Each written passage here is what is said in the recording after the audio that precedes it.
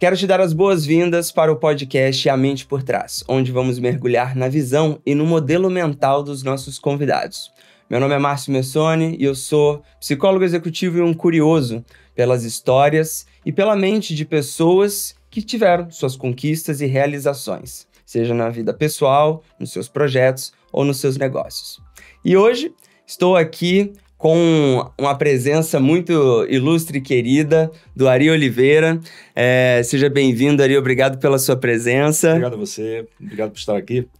Massa. Ter essa oportunidade de falar um pouco. Massa. E para você que não conhece o Ari ainda, com certeza em algum momento você já ouviu falar sobre o que o Ari... sobre aonde o Ari já colocou as mãos, né? Por aí.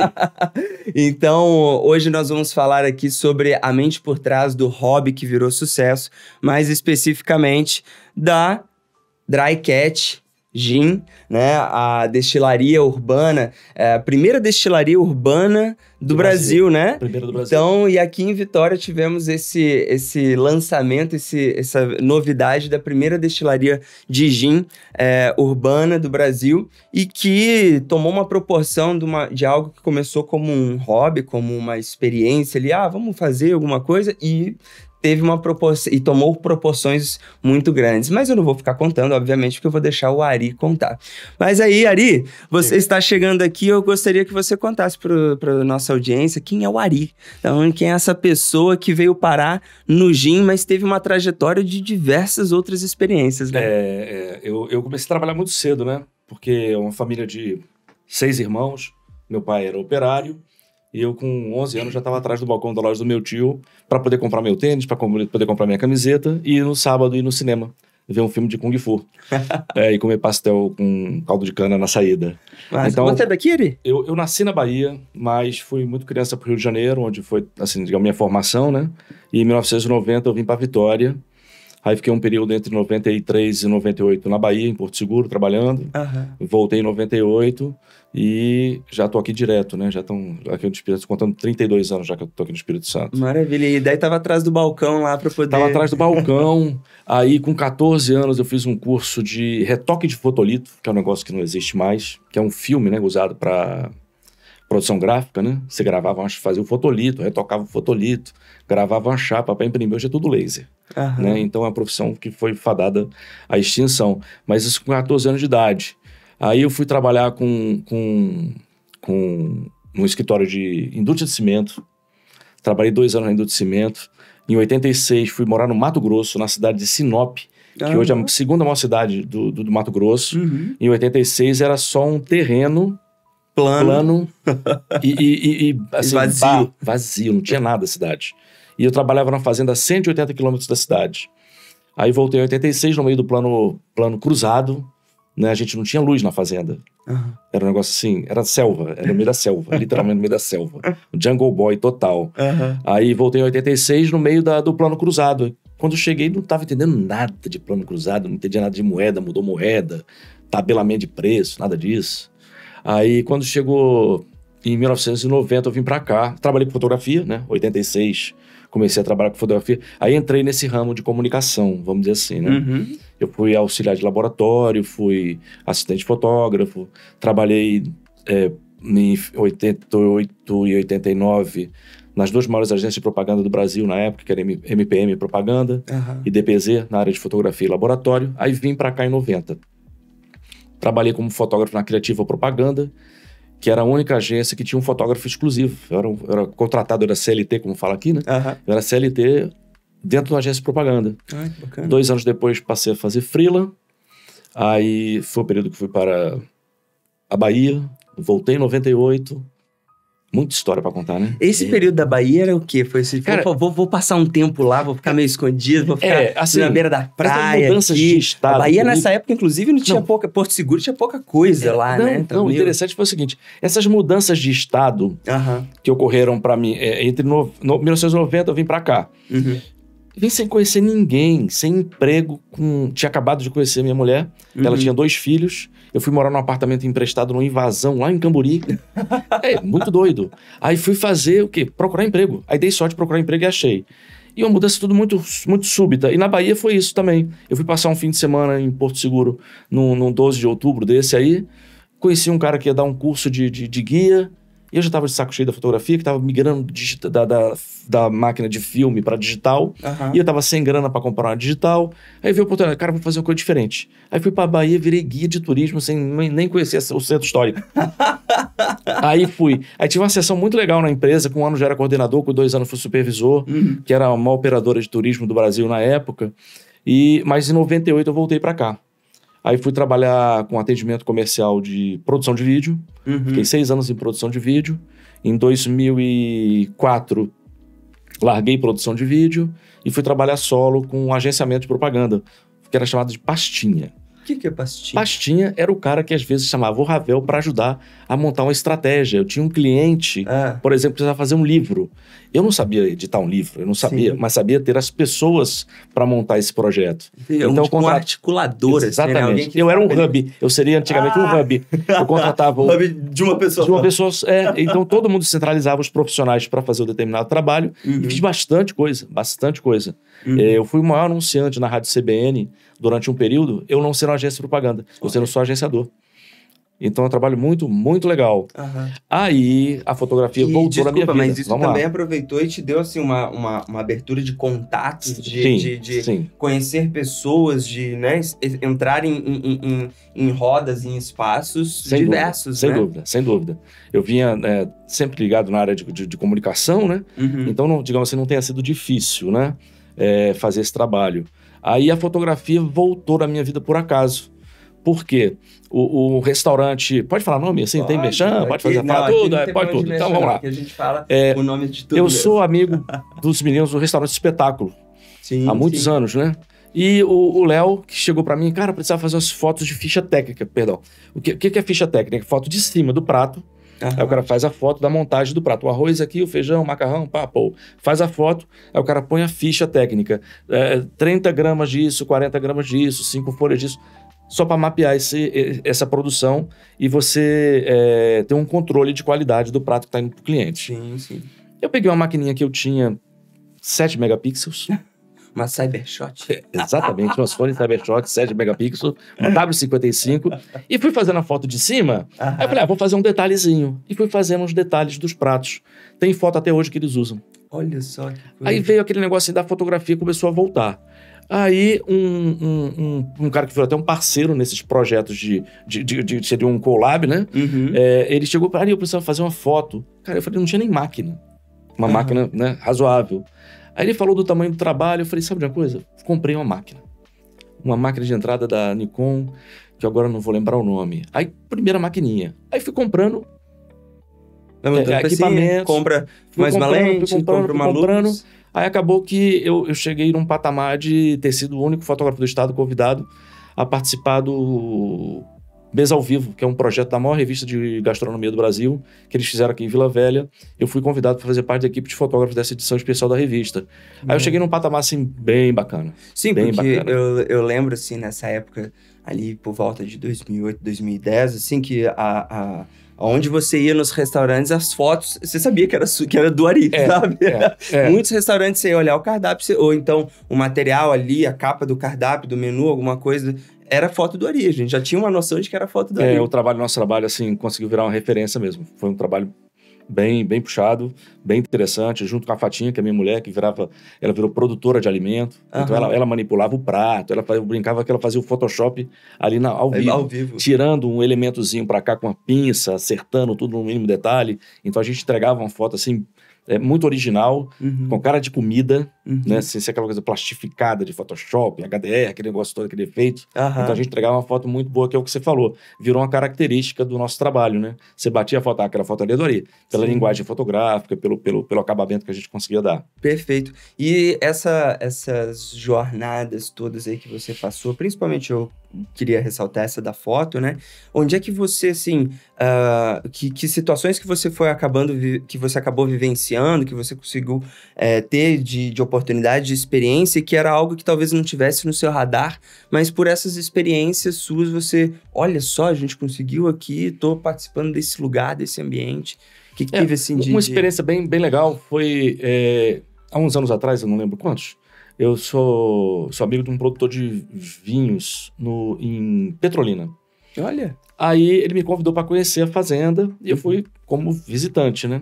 E acabou que eu, obviamente, levei a máquina fotográfica, fiz um trabalho bem bacana de fotografia e apresentei as fotos pro Carlos Leite, que hoje é o editor da Band. Olha.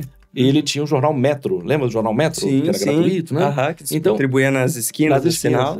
Aí eu cheguei pro Cacá e falei, Cacá, tô com esse material aqui. Ele gostou tanto do material que ele produziu, imprimiu no jornal aqui do Espírito Santo. E outras 4 praças fora do estado também replicaram a matéria sobre a produção de vinho no meio do sertão, que é interessantíssimo o negócio, cara. Uhum. Então, outros 4 jornais, outras 4 praças publicaram essa matéria, que foi um negócio que eu não tinha pretensão nenhuma, e a gente colocou a vinícola Rio Sol, assim, vários outros jornais sem pretensão. Foi bem legal. Que bacana. Bem legal. E nessas transições suas, assim, o que você sentiu, assim, que foi mais... Que foi um certo desafio? Tá, tô chegando agora, tô mudando, resolvi mudar. vou pra Bahia, resolvi mudar. Ou então resolvi agora fazer foto e vou trabalhar com fotografia de alimentos, etc. O que foram, assim, momentos que você tava ali e que te deu, assim, um receio, ou então que você sentiu que era algo que precisava de uma atenção maior? O que foi desafiador nessas transições? Essas mudanças são...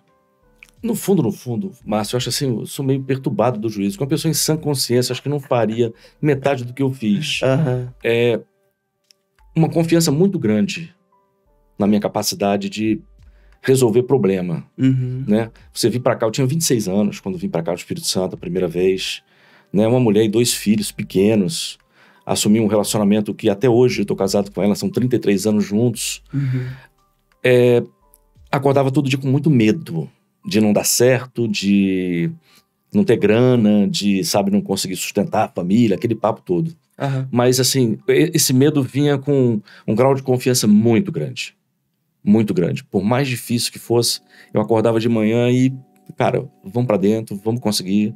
Que legal. Não vai dar errado. Pois Não deu. Essa confiança, assim, ela estava muito pautada no quê? Você falou, né? Na capacidade de resolver coisas.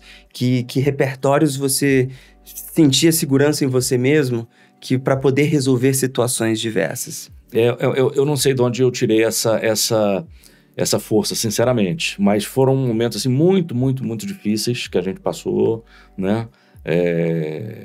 No início de casamento, né? Muito novo, mas acreditando sempre que, puta, vai dar certo. Saia de casa, se acorda achando que não vai dar e volta achando que deu certo. Todo dia.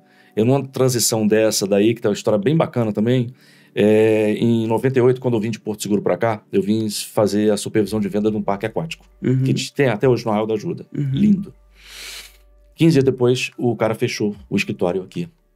E eu tinha trazido mulher, 2 filhos, 2 gatos, alugado uma casa, e me vi desempregado com 15 dias voltando de Porto Seguro.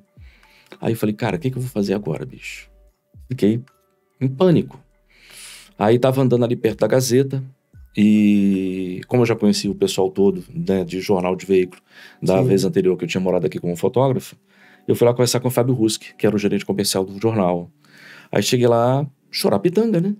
Chorar mágoa da vida. Compartilhar, falando, alguém me empresta o ombro aqui, por favor? Tipo isso mesmo. Cheguei, Fabinho, cara, tô desempregado, bicho. O cara vai fechar o parque, eu não tenho o que fazer da vida.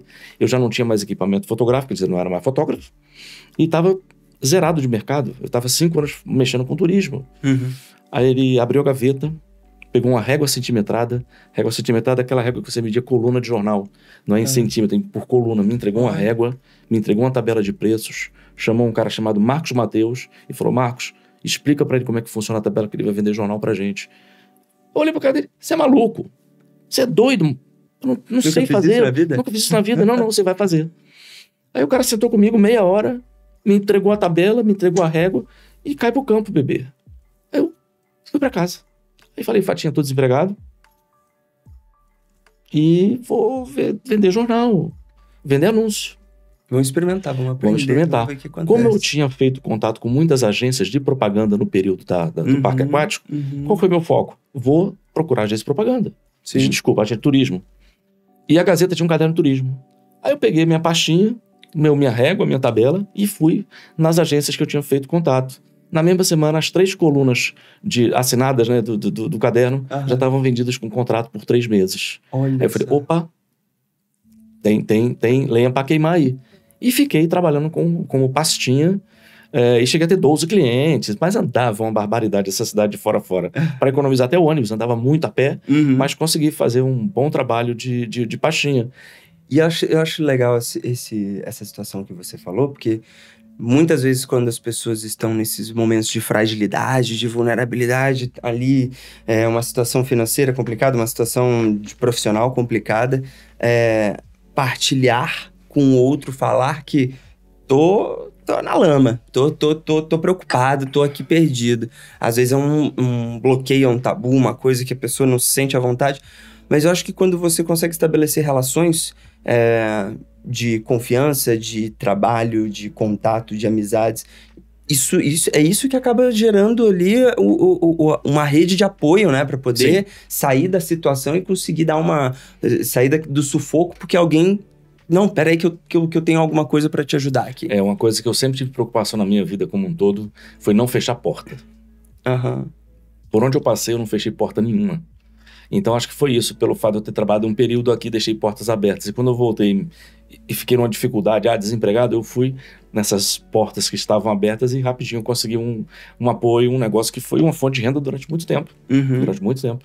E a sua rede, ressaltando, a sua rede, ela é bem ampla, né? Porque ela passou aí por agência de publicidade, ela passou por pastinha, então passando a pastinha em todos os lugares, na própria área de fotografia, na atividade como fotógrafo, e agora ainda mais nessa nova fase, né? Então que surgiu aí dos últimos anos para cá e que levou a uma expansão imensa do seu network, né? Agora a gente vamos passar agora para o capítulo, essa transição, né, de fotografia para dry cat.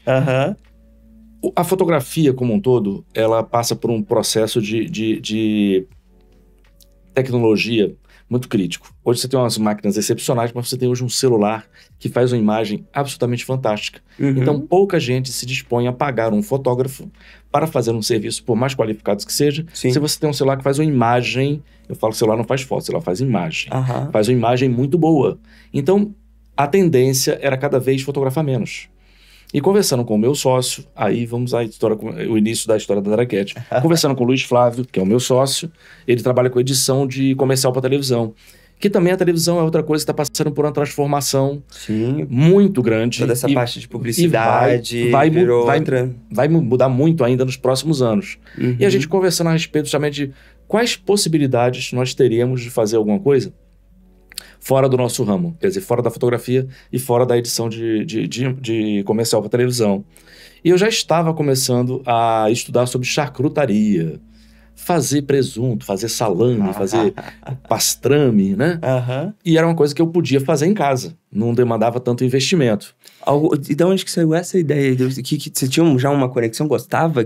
Eu vinha da fotografia de gastronomia e a fama que eu cozinho muito bem. Então eu quis aproveitar esse negócio de ter uma mão boa para cozinha e começar a produzir, né, esses embutidos. E conversando com o Luiz Flávio, eu falei, cara, aí ele perguntou, né, o que podia ser feito. Eu falei, olha, eu tô pensando em fazer ou charcutaria e se pudesse uma fábrica de gin. Ele topou a ideia. Ele estava viajando para Londres no final do ano, isso em 2017, e ele visitou algumas destilarias urbanas em Londres, e ele veio com essa ideia de montar a destilaria. Quando ele chegou aqui no início de 2018, ele falou, vamos montar uma destilaria. Eu achei que era, tá bom, vamos montar assim, vai montar. Achei que não fosse, né? Aí ele perguntou quem fabricava alambique, eu conheci os fabricantes, dei os 2 telefones, mas 3 dias depois ele manda foto, comprei um alambique. Falei, rapaz, agora é verdade, né? Vamos ter que fazer uma destilaria. Aí ele comprou um alambique de 50 litros, instalamos esse alambique no terraço da casa dele, lá na Vila Capixaba, e começamos as primeiras experiências sem conhecer absolutamente nada de nada. Misturavam os negócios ali e ficava vendo o que ia dar. E o que ia acontecer? A gente bebeu muita coisa ruim, né? A gente errou muito. A gente errou muito. Até chegar na primeira receita. Vamos lá aqui. Ó, esse foi o nosso primeiro gin. Ó, bom. Esse foi o nosso primeiro gin. Nossa primeira experiência, que é um gin Um gin seco com 11 ingredientes, 42 de álcool. E a gente viu num dado momento que podia virar negócio. Aí saímos do terraço da casa. Por que teve essa impressão que podia virar negócio? Porque vocês estavam fazendo ali, né? E assim, até é interessante porque veio num período concomitante que estava surgindo muitas cervejarias artesanais, né? Exato. E muito nesse mesmo modelo. Que no quintal de casa, colocava lá no quartinho lá do fundo e tal, não sei o que, começava uma fabriqueta e a gente teve um boom, né? Então, Barba Ruiva, Alteza, Espírito Santo, 107, blá, blá, blá, e começou a vir essa leva de cervejas artesanais. Da onde que surgiu que o gin poderia ser um bom negócio nesse momento? Nesse momento. Eu tinha ido na Itália uns anos antes e tinha visto um movimento de gin já um pouco mais forte na Itália, né? Uhum. Aí foi o insight que eu tive. Eu falei, cara, o gin vai chegar. Gin vai chegar. E quando o gin chegou, a gente estava com a fábrica pronta. Já tinha uma fábrica montada pequena. Sim. A gente saiu do terraço da casa dele para uma fábrica de 60 metros quadrados. Um calor infernal, que eram as portas de aço, sol da manhã. E você fazia o gin com gás, né? Uhum. Então era um calor insuportável. E você fazia aí 60 garrafas num dia. E quando a gente percebeu que eu tinha acesso aos restaurantes, como eu era fotógrafo, sim. E todo mundo começou a curtir o gin. Que legal. Aí virou, opa, então é aí que a gente vai ficar ao pé. Isso aí foi 2018? Não, 2019? 2018. E 2018 para 2019 foi justamente 2017 a 2019 foi a hora que o gin realmente começou a entrar no Brasil. Sim. E a gente só tinha referências externas, né? A gente tinha ali uma outra referência nacional de gin e que era aquele famoso assim, é o produto nacional. É o que temos para hoje. Exatamente. Então é o produto nacional e tal, que a gente tem para baixo custo e tudo mais. E aí, na hora que o gin tá tomando uma proporção, que ele tá entrando nos bares, que ele tá entrando nas casas noturnas, que ele tá fazendo parte de restaurantes, vocês já estavam com um negócio, então, começando e pronto para poder apresentar um novo produto ali, né? Isso. E aí, como é que foi essa escalada, assim, de ver tendo adesão, né? Tendo entrada. A gente conseguiu fazer um produto muito bom, né? Eu fiz um curso em São Paulo em abril de 2018 para dar um parâmetro de qualidade, de produção, enfim. Então, quando nós montamos a primeira fábrica, nós demoramos quase um ano para ter o registro no Ministério da Agricultura. Uhum. O registro saiu em dezembro de 2018. Então, nós tínhamos uma página no Instagram, não podíamos comercializar o produto, né? Mas estava em fase de degustação, né? Então a gente não comercializava. Mas os chefes de cozinha, os bartenders já conheciam o produto. Quando saiu o registro, quando nós podíamos comercializar, nosso trabalho de marketing já estava sendo feito há um ano. Então quando saiu o registro, a gente tinha 8 mil seguidores no Instagram. Eu já era seguidor, inclusive. E a gente não tinha um produto, a gente não vendia efetivamente o gin. Uhum. Então quando a gente pôde vender, a gente já tinha 8 mil seguidores. A gente chegou a fazer foto da garrafa com líquido, com água. Era mocap, porque não tinha gin. Mas a gente foi alimentando a rede social. Inclusive, gente, isso aqui fica aí pra você pensar que pode ser... Não, isso aqui é água mesmo. É água. Mas aí a gente conseguiu ter 8 mil seguidores quando começou a poder comercializar o produto. Uhum. E aí, com um pouco mais de um ano, a gente viu que a fábrica de 60 metros quadrados já não estava atendendo. Nem o destilador. A gente fazia 50, 60 garrafas por dia. Aí nós alugamos ali em Jucutuquara um ambiente, uma área de 200 metros quadrados. Aí compramos o primeiro destilador de 300 litros. Isso em 2019. Isso já produzia quanto? Já partiu para umas 400 garrafas. Por dia? Nossa senhora. Eu lembro assim, eu vou só segurar antes da gente continuar. Eu lembro assim do momento em 2018 e eu fui num evento... no quintal do Vitor Lourenção, ali em Fradinho. Sim. E ali eu lembro de você servindo e colocando pra gente poder degustar o Dry Cat. E eu lembro que assim, que já tava ficando, naquele público, que é um público que consome, que tem, né, que ali que tá envolvido com entretenimento, com festa, com cultura, etc. Aquilo ali já tava virando um burburinho sobre a Dry Cat. E você percebendo esse burburinho, como é que foi assim, o nível de confiança para poder investir na ideia? Em que momento que você e o Luiz Flávio, seu sócio, né? Em que momento vocês falaram, será que a gente acelera? Será que a gente segura? Ainda precisa do registro no Ministério da Cultura? Como é que foi esse período de 2018 para poder saber se apertava o acelerador e como adequar a velocidade? Foi justamente a aceitação do produto. A gente via que o produto estava tendo uma aceitação muito boa. A gente fez os testes todos em cima de experiências com profissionais, com os bartenders. Então, existia a mão de cada um deles na composição da fórmula do produto. Então, eles experimentavam, tem muito isso, menos aquilo, põe isso, põe aquilo. A gente foi ajustando o produto até quando nós pudéssemos comercializar. O bartender já conhecia, já sabia que era bom, que já tinha qualidade. A gente, desde o início, trabalha com um álcool excepcional qualidade. Então, a gente tem, assim, essa garantia de estar entregando um produto bom. Então, o produto foi referendado por profissionais. Então, com pouco tempo, a gente estava, assim, nas melhores casas de coquetelaria do estado, a gente já estava. Então, foi uma credencial muito grande. E, na sequência, quando nós passamos para a segunda fábrica e aumentamos a nossa capacidade de produção, aí o que acontece? Veio a pandemia. 2020. Tava já preparado com a pastinha debaixo do braço para passar dry cat em todos os lugares, daí puf. Minha venda era 100% bar. E chegou em março de 2020, os bares fecharam. Então minha venda, teoricamente, foi a 0%. Só que a sorte, né? Eu comecei a trabalhar já os supermercados. Então o que aconteceu? O povo do bar migrou para o supermercado para comprar o gin no supermercado. Aí eu tive que comprar um outro destilador para poder atender a demanda. Na própria pandemia, então, na própria pandemia teve uma situação em que, apesar de toda a sua venda ter ficado travada no segmento de entretenimento /restaurante, né, de serviço hotelaria, ali, migrou toda pro supermercado e ainda teve ainda cresceu a demanda. Cresceu muito.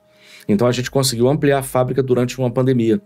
No primeiro ano da pandemia, em 2020, aí a gente tornou um processo de crescimento, de entrar investidor. Em março de 2020, justamente um pouquinho antes da pandemia, o Gilberto Lopes, que era o fundador do Hortifruti, sim, que é um case assim, absolutamente fantástico, né? Ele demonstrou interesse em ficar sócio. E é até engraçado isso. Mas vocês já estavam procurando? Não. É engraçado que a gente nunca procurou. Nunca procurou. Eu tenho um restaurante Rancho Beliscão, ali em Jardim Cambori, e o Metri é muito amigo do Gilberto. E ele chegou pra mim e falou, tem uma pessoa querendo investir, ele queria conversar com você. Aí eu falei, puta, bicho, será que é isso tudo mesmo? Eu falei, tá, vamos, passa o telefone. Depois a gente descobriu quem era o Gilberto Lopes. O cara assim, com a mão... 30 anos de Hortifruti. 30 anos de Hortifruti. O cara fez uma operação de venda assim, absolutamente fantástica. E o Gilberto entrou como sócio. Aí nós demos uma repaginada na fábrica, compramos um outro destilador. E no mesmo ano de 2020, nós fizemos uma matéria, o Ricardo Frizeira, da Folha Business. Do Mundo Business, né? Ele fez uma entrevista com a gente e uns dias depois ele voltou falando o seguinte, cara, o Marco Boas quer conversar com você. E o Luiz Flávio sempre falava, cara, a gente precisava ter o Marco Boas aqui, é o perfil do Marco Boas esse produto.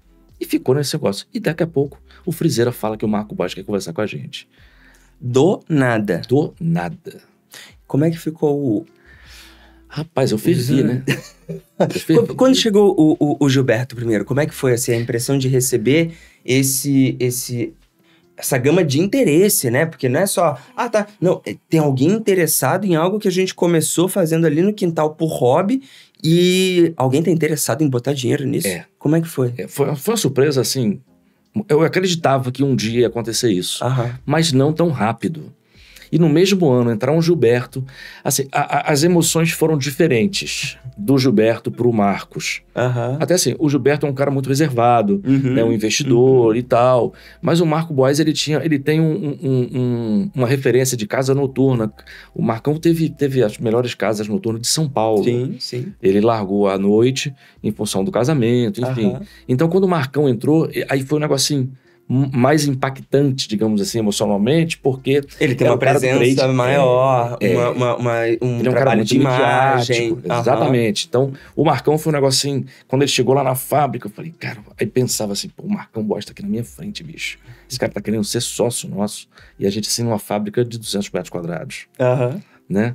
Então, que já era, assim, para a proporção de pensar numa destilaria urbana, já era um bom tamanho. Já era um bom tamanho. E a gente trabalhava aí coisa de 500 garrafas, entendeu? Era assim. Mas aí o Marcão entrou e logo na sequência ele propôs colocar o Tiaguinho como sócio.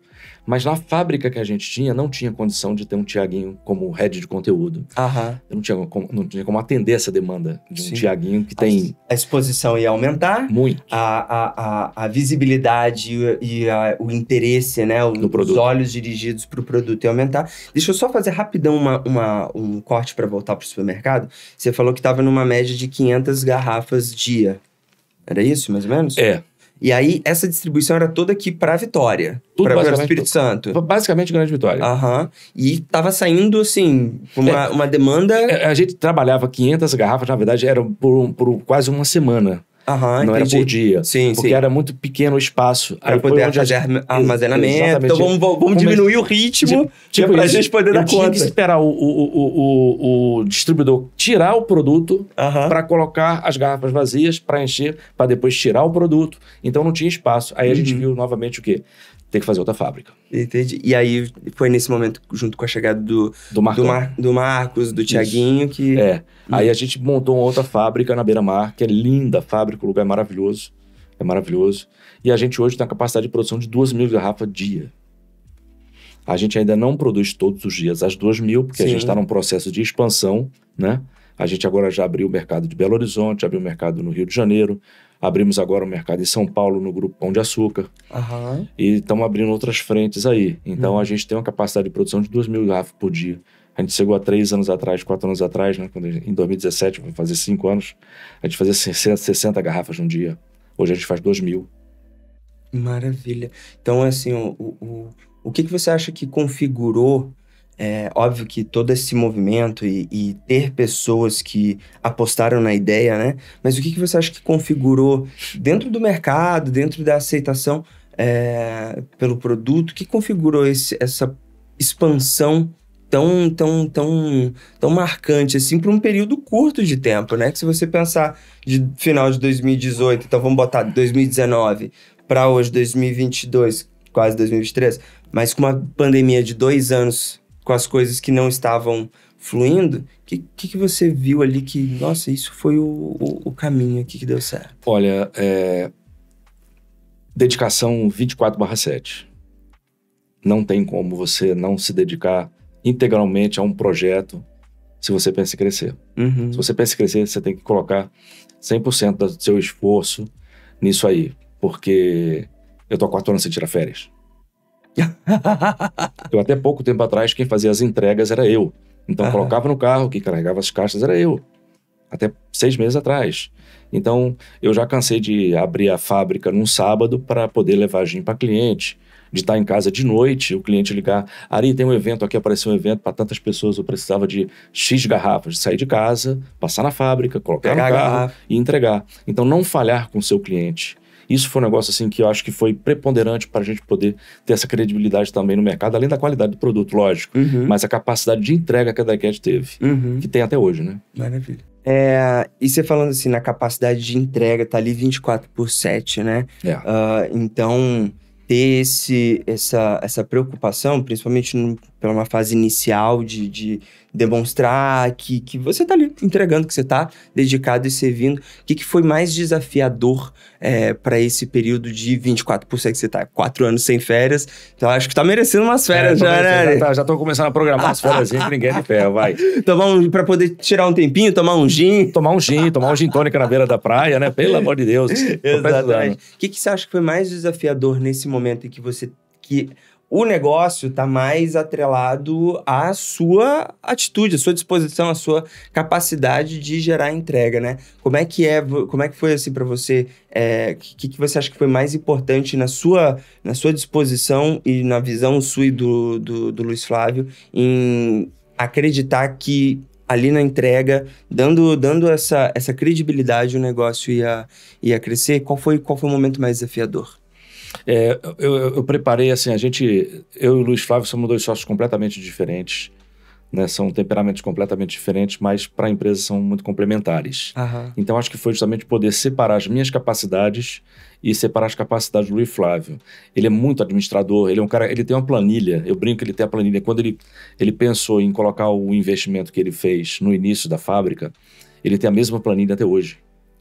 E que funciona. Todos os números. Mudou, Absolutamente todos os números. triplicou, quadriplicou, zinzilhou aí o número de garrafas, mas tem. Dele é mensurado. Que legal. A capacidade administrativa dele é um negócio assim, genial que eu não tenho. Em contrapartida, essa parte da comunicação, de estar junto, de comercial, ficou comigo. Então, eu acho que esse momento de perceber a minha capacidade e a dele foi fundamental para a gente estabelecer quem é quem dentro da empresa. Isso sem levar em consideração a entrada do sócio, é claro. Né? E agora eu queria só entrar para o outro lado. Gente, só para poder mostrar, vamos botar a câmera aqui em mim, que o Ari, ele trouxe aqui, ó, até um brochezinho para poder fazer aqui a caracterização da Dry Cat e ainda todas essas garrafas aqui, corta aqui para as nossas garrafas, todos, os quatro modelos, modelos é o quê? 4 rótulos. 4 rótulos de gin que a Dry Cat produz hoje. E virou, assim, uma coisa, eu diria assim, um trend, né? Virou uma caracterização. Tem uma coisa que distingue a Dry Cat. Não só pelo rótulo, claro, primeiro pela qualidade, que acho que diferenciou do que a gente tinha, como a gente falou, né? Do produto nacional. Ele tem uma diferenciação de mercado, uma diferenciação de qualidade, de posicionamento, né? Da marca e muito atrelada à qualidade do produto. Mas ele também tem uma diferenciação voltada para o tipo de comunicação que esse produto quer trabalhar. Isso foi também, desde o início... A Dry Cat, ela sempre foi focada muito em arte. Eu sou fotógrafo, meu sócio é designer. Então, colocar isso como um pilar da empresa foi fundamental. Porque desde o início a gente tem sempre um artista que produz o nosso rótulo, é um artista local, são dos mais variados, né? Você tem desde de uma tatuadora até um designer. Então, você tem essa identidade artística dos rótulos e também da própria fábrica. Quem tiver a oportunidade de dar até uma olhada no site, né? Se não puder visitar, eu tenho um mural lá de quase 50 metros, que é um grafite maravilhoso. Incrível. Feito por uns meninos do chamado Estúdio IA. 3 grafiteiros, trabalho lindo. Então, essa nossa pegada artística também é um diferencial. Porque você chega num supermercado, vê numa ponta de gôndola 4 rótulos, 4 gatos diferentes, te chama a atenção. Então, a gente teve sempre essa preocupação de destacar a qualidade do produto, é claro, mas uma identidade visual que fosse marcante. Tanto que hoje a gente tem uma garrafa personalizada, manda fazer na China. Isso que eu ia perguntar, a garrafa mesmo, ela já é para compartilhar, assim, diretamente com você, depois que eu terminei o gin da minha garrafa, ela virou a garrafa de água. Eu coloco água na geladeira porque ela é linda, ela é bonita, ela tem todo um modelo, um visual aqui, os detalhes e tal. E ainda tem a gravação do Dry Cat Gin atrás. É linda. Hoje a gente faz 50 mil garrafas de cada vez na China. A gente está trazendo já, deve estar saindo esses dias aí mais um carregamento. A gente recebeu uns 40 dias atrás, 30 dias, 40 dias, 50 mil garrafas. Aí manda fazer tudo na China. E quando vocês pensam assim no público que vocês estão alcançando, e essa preocupação em ter uma pegada artística, em ter uma pegada que fale ali do linguajar das pessoas que estão no momento de degustar o gin. Que momento é esse? Que pessoas são essas? E por que vocês tiveram essa preocupação em ter esse tipo de comunicação? Né? Até mesmo para poder chamar, até mesmo para ter o Thiaguinho como o head de comunicação, né? Que comunicação é essa que a Dry Cat está estabelecendo? De onde que veio esse direcionamento para essa comunicação? A gente tem uma identidade assim, muito moderna, né? Então a gente conseguiu fazer com que os produtos eles tivessem suas identidades muito, muito peculiares. Cada gin tem uma característica de receita, cada gin tem um gato diferente do outro. Inclusive, cada um dos rótulos, Cada um dos rótulos. Então, essa identificação do nosso público, que inclusive a maioria é mulher, né? Nossa grande maioria de cliente é o público feminino. Tem uma proporção? Você acha que consegue fazer uma proporção assim de 55% mulher. 55% mulher. Maravilha. batendo quase 60, dependendo do rótulo. Aham. Mas então, assim, essa preocupação em entregar um produto que você conseguisse ter diferentes públicos com diferentes rótulos. Então você tem, cada rótulo ele mais ou menos atinge um tipo de consumidor. Então dá esse espectro, né, de captar clientes. Uhum. Então eu tenho 4 rótulos, vou ter o 5º rótulo agora, que basicamente cada um tem um público específico. Aí ficou bem abrangente. E como é que foi... Da onde que saiu essa delimitação de público? Como é que vocês conseguiram, então... aqui vamos trabalhar esse rótulo mais voltado, talvez, para mixologistas, para bartenders. Isso. Esse aqui a gente vai trabalhar mais a linha do pessoal que tem um consumo ali em festa, em casa, que vai comprar no supermercado. Como é que vocês foram mapeando essas necessidades para poder direcionar para o público? Foi a própria experiência de você... Beber, principalmente beber. A experiência de beber foi dando a ideia. Bebe, né, assim, para experimentar. Mas agora, voltando à sua pergunta, assim, que é bem pertinente. Quando nós fizemos o primeiro rótulo, a gente viu que algumas características do gin não atendiam um determinado público. Que público era esse? Quando nós fizemos o gin seco, nós já estávamos dentro das casas, né, de coquetelaria, mas a gente teve o feedback dos bartenders que podiam ter outras características mais neutras para uns drinks mais clássicos, como o Negroni, como o Dry Martini. Aí o que a gente fez? Elaborou uma receita em cima desse feedback dos bartenders, que foi o nosso segundo gin, que é o London Dry. Tanto que no verso, no contrarótulo, você vê que a gente fala um produto desenvolvido por bartenders. Que legal. Então a gente tem um gin mais neutro, um pouco mais potente alcoolicamente falando. Então a gente percebeu um outro nicho. Então o público que bebe o gin, que pode fazer uma interferência, colocar um chá, sachêzinho de chá mesmo, de fruta vermelha, faz um negócio muito legal. Uma fruta macerada, um xarope, uso seco. Quem quer um drink mais clássico, usa o London Dry. No meio do caminho, eu tinha ido para a Itália em 2000 não lembro qual, 2018, eu acho. Eu fui na Itália e 2018. E provei um gin, eu trouxe um gin espanhol que passava por madeira, mas ele não tinha coloração, ele era destilado, mas não tinha essa cor dourada que tem o nosso, deixa eu mostrar aqui, o nosso gin seco. Desculpa, o nosso nut. O nut foi um projeto que a gente fez para quem bebe gin puro. Eu demorei 1 ano e meio fazendo um teste com 10 madeiras diferentes para chegar nesse gin. É mesmo? 1 ano e meio. Peguei 10 madeiras, fiz 10 infusões e fui fazendo blends, né?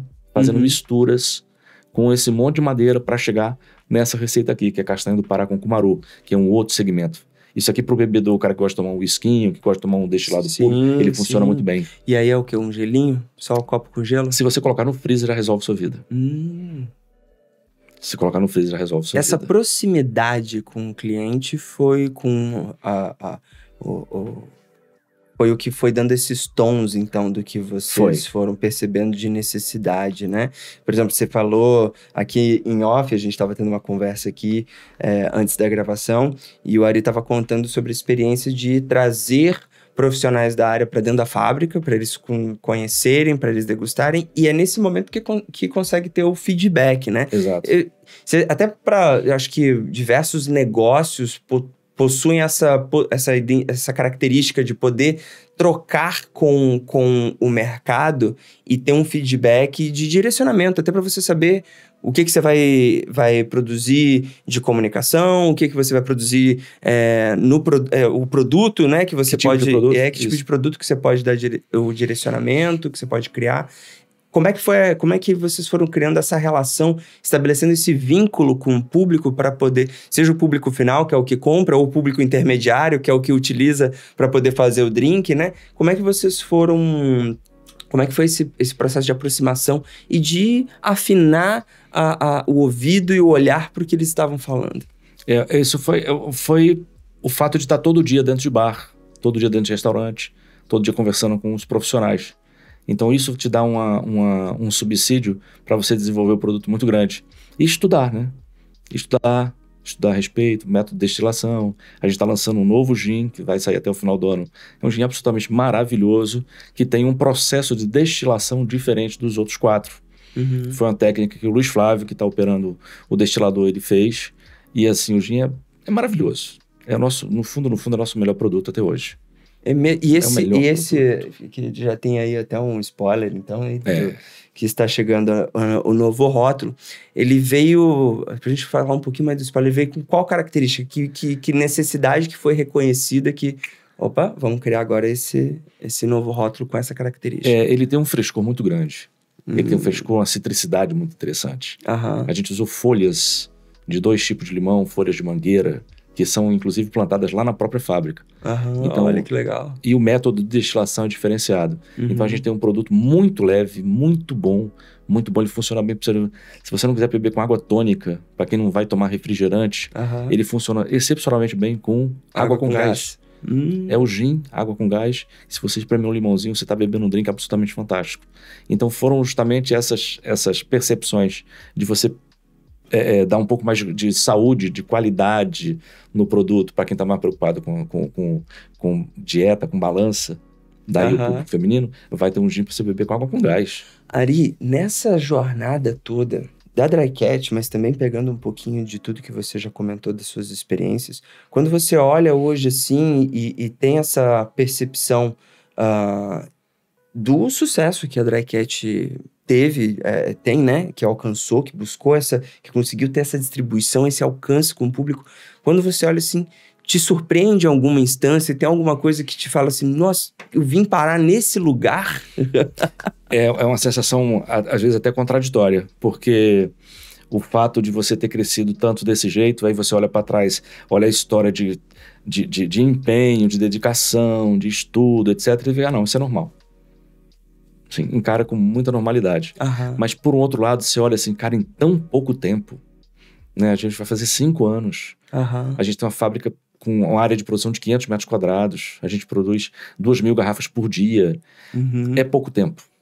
É pouco tempo. Então, fica uma surpresa, né? Tem até um vídeo icônico no YouTube que fala de um discurso do Steve Jobs da Apple, né, fundador da Apple, e que ele fala assim sobre olhar para trás e conectar os pontos.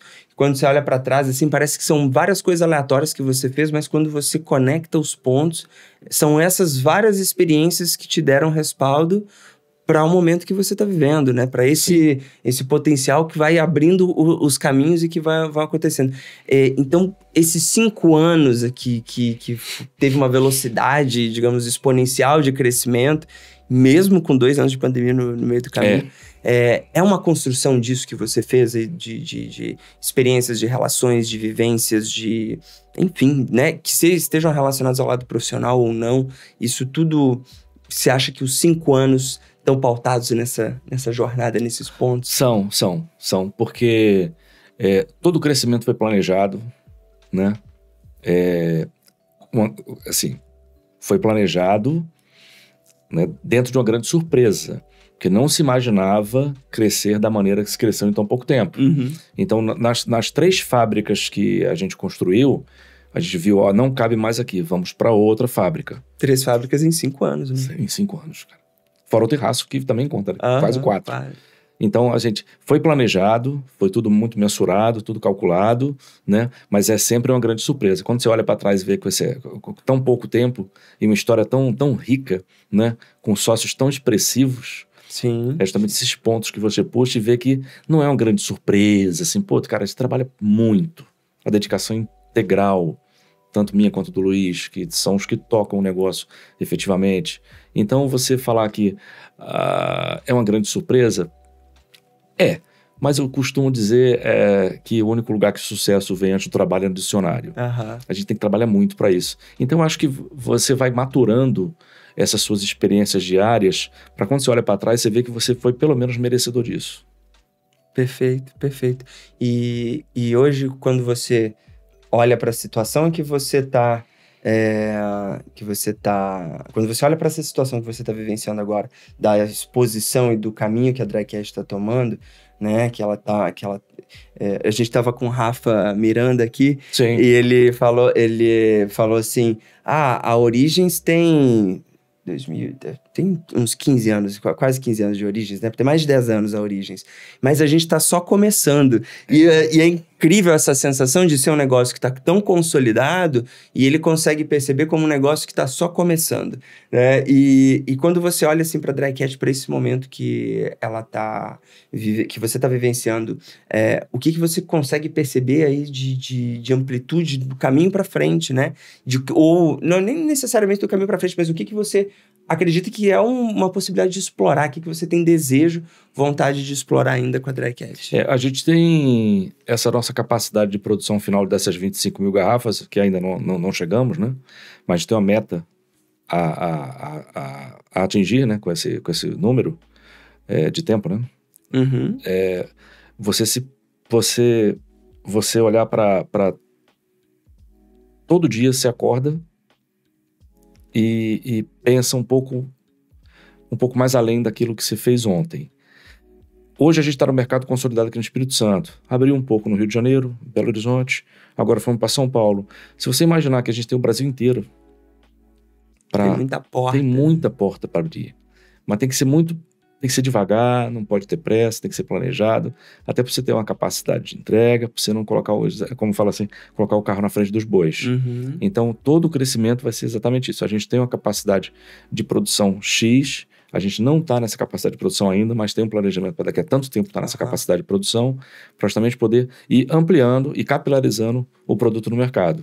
E você acredita que a intenção, o caminho de vocês está mais voltado para essa parte de bares e restaurantes e supermercado?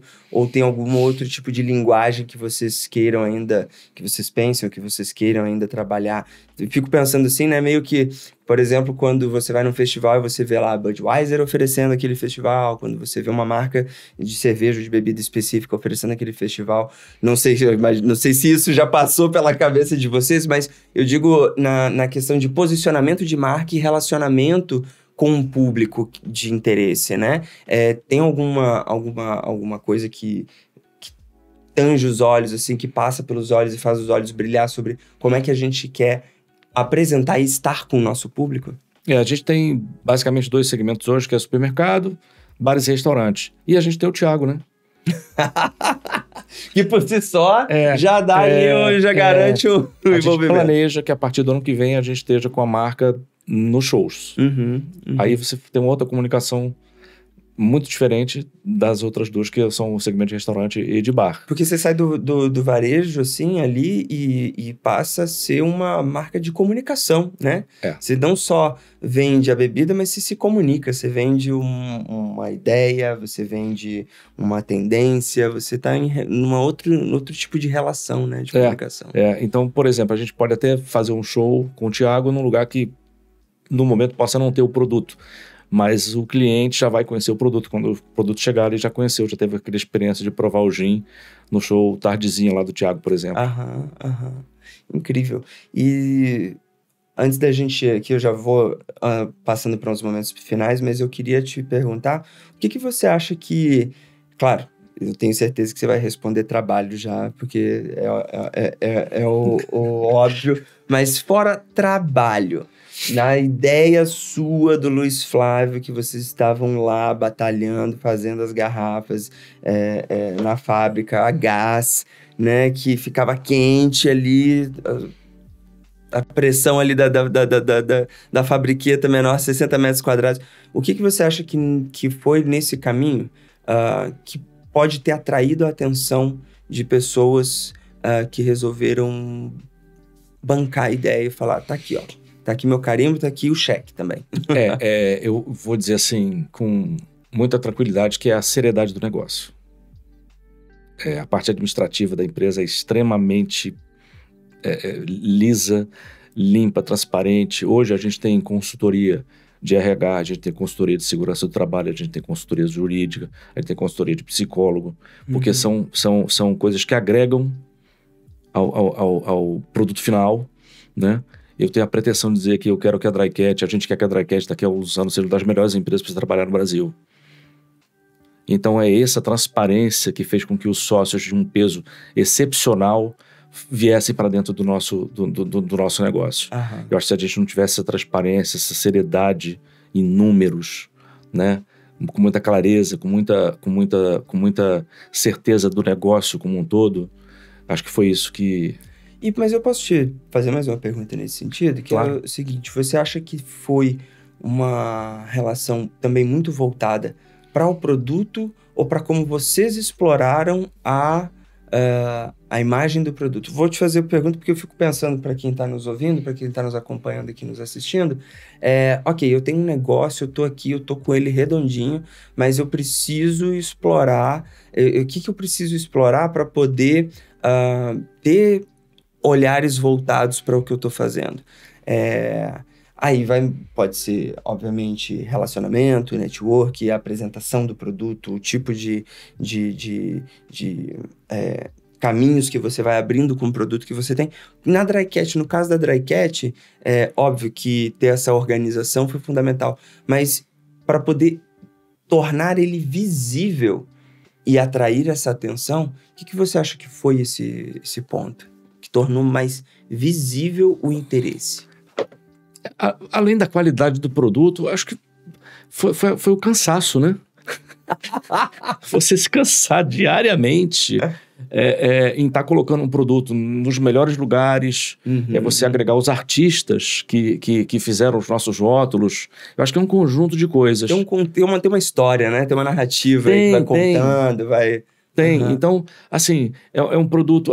que a gente não tinha a gente não tinha essa... Falar que não tinha ambição é mentira, né? Tinha essa ambição de crescer.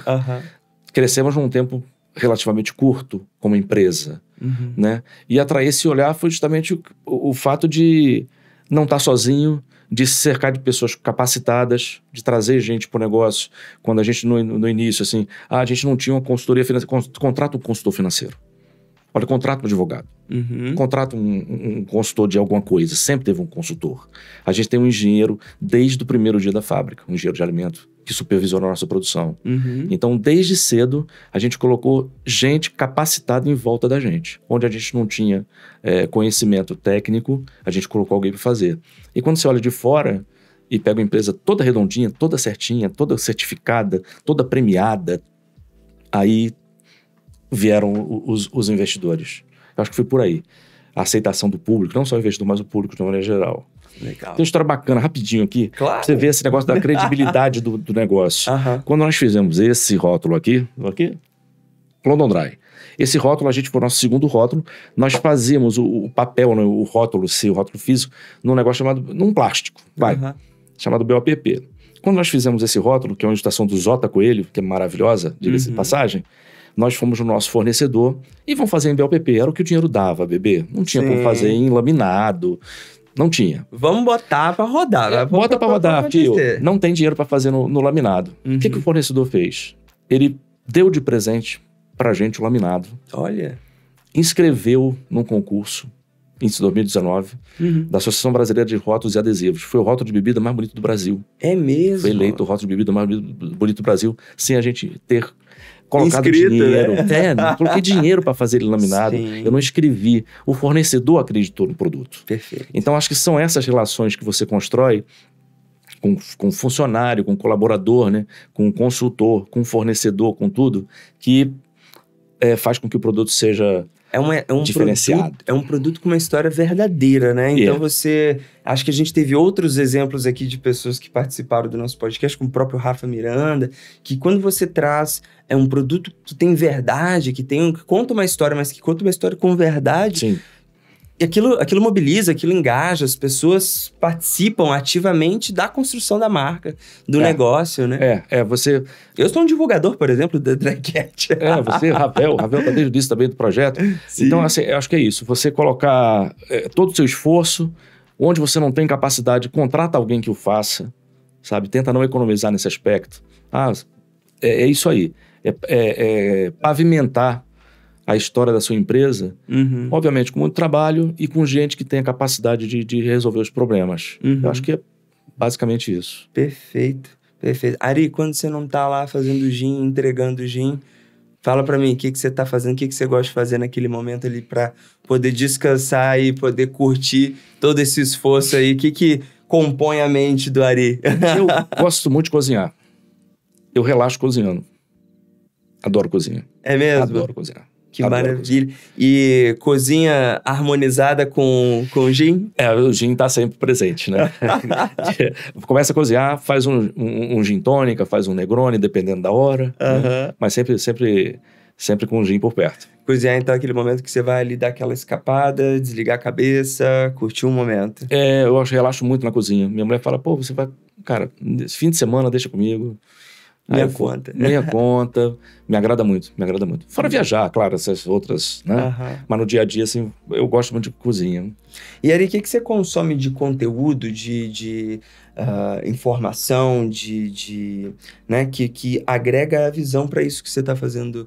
Não só para isso, mas para sua vida, que é o que fomenta, que alimenta, né, que nutre boas ideias. O que você gosta de consumir de informação, de conteúdo, para poder se inspirar? Hoje eu procuro ler matérias referentes a negócios de uma maneira geral, ao segmento de bebida, né? Para poder estar em dia com o mercado, com o nosso cliente. Eu acho que é focar nesse tipo de informação.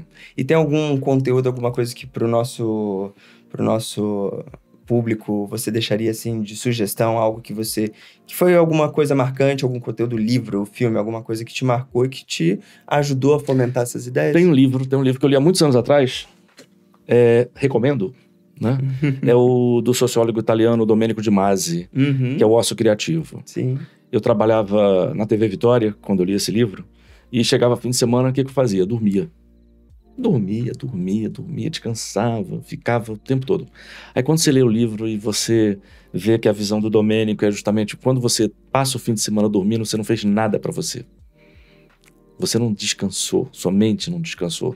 Então você chega segunda-feira exaurido porque você dormiu. Então eu aprendi que não que dormir não seja bom, veja bem. É necessário. Mas não passar o tempo todo descansando. Sim. Cara, vai fazer alguma coisa. Eu tenho uma casa com um quintal, vou lá puxar grama no quintal. Faz alguma coisa, vai caminhar, vai andar de bicicleta, vai cozinhar, vai na casa do amigo, pega o carro, vai dar um rolê. Mas se dedicar a você. Se dedique a você. Mas de maneira que você continue integral no trabalho. Mas esse negócio do Domênico de Masi, do Ócio Criativo, foi isso. Trabalha muito, mas dê um tempo para você, e não é dormindo.